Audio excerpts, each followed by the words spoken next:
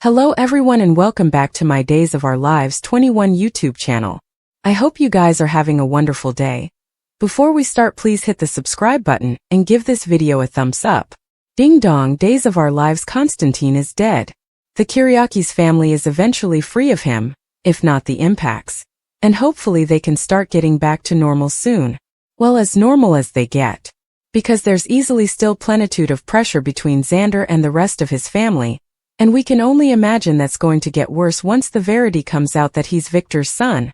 Once that's all dealt with, however, perhaps Xander and Maggie can whip Titan into shape, and the Kyriakis family can stop fighting with each other, and start fighting with the real adversary, the Demaras. Okay, so the two families don't have to be at each other's throats, but they've got plenitude of bad blood between them. And supposedly that extends to real life too. In a veritably lingo in impertinence way at least. When Zopes.com spoke with Robert Scott Wilson, Alex, Suzanne Rogers, Maggie, and Paul Telfer Xander, on the Daytime Emmy Awards red carpet, we asked some of the tough questions.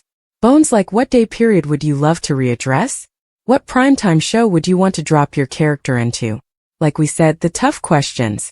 When asked what the stylish place to take a nap on set was, however, Rogers jumped in before the guys could answer. The Demara Manse, she blat without vacillation. Because we didn't get it. We were veritably jealous of the Demara set, Telfer agreed as Rogers explained that. We had a nice set and they took it down from us.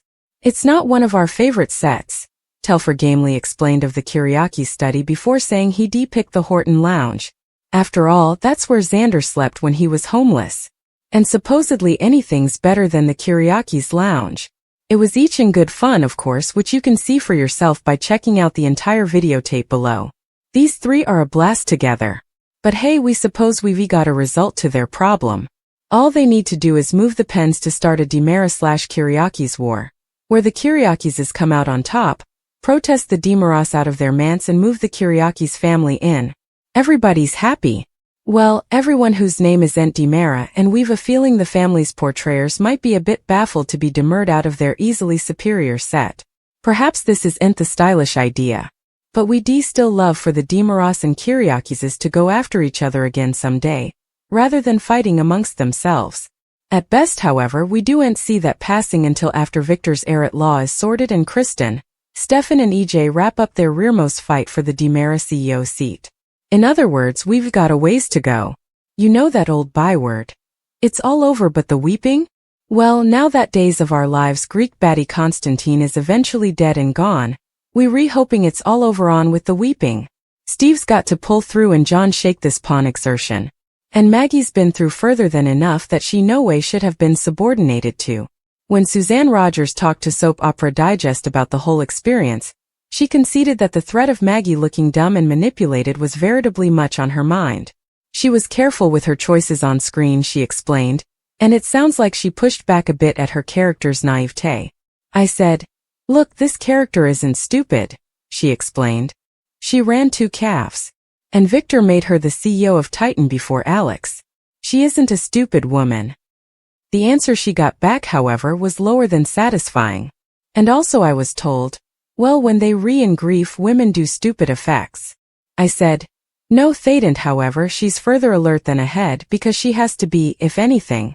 She's now the head of this family. There wasn't a whole lot she could do about how Maggie was being written, but she tried her stylish to play that alertness, letting Konstantin in, but still keeping him at arm's length. An implicit friend but not a love no matter how hard he pushed. So it may have taken a while, and there may have been red flags she ignored, but Maggie, she says, was no way each in on Konstantin. Perhaps that's why she was so ready to turn the tables on him, and make him pay the moment she realized the verity.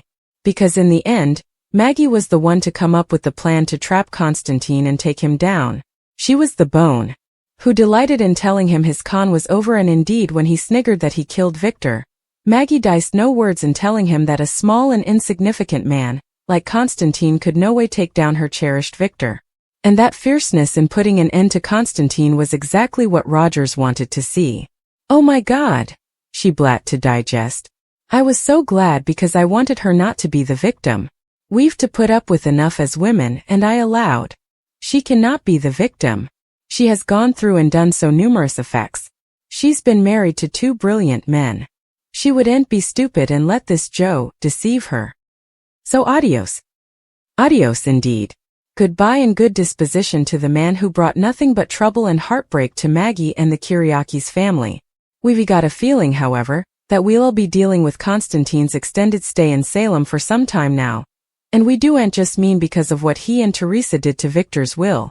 But while we can understand that this could seriously hurt Maggie for some time to come, let's stopgap this doesn't tear her down and she bounces back to strong, confident and tone assured.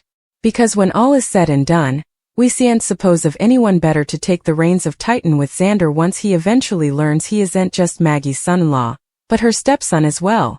As Rogers put it, I just don't want Maggie to come weak and in a rocking president and not doing anything. And that's commodity we can each agree on. Eric admitted that he would love for Nicole to keep Jude's name because she had inspired the name. Nicole was perplexed as to how she could have influenced Eric's choice. Eric explained that St. Jude was associated with finding faith through hopelessness. Nicole understood but had believed that Eric had been thinking about his lost child with Sloane. Eric revealed that on a much deeper level, he had been thinking about Nicole. Nicole told Eric that he had restored her hope when he had returned Jude. She expressed sorrow that Eric's hope had been taken away at the same time. While Nicole had lost 6 months with her son, Eric would be losing a lifetime. She again reiterated that Eric could spend as much time with Jude as he wanted. Eric thought it would make things harder for himself and for Jude. Plus EJ wouldn't approve. Eric turned to leave but Nicole stopped him.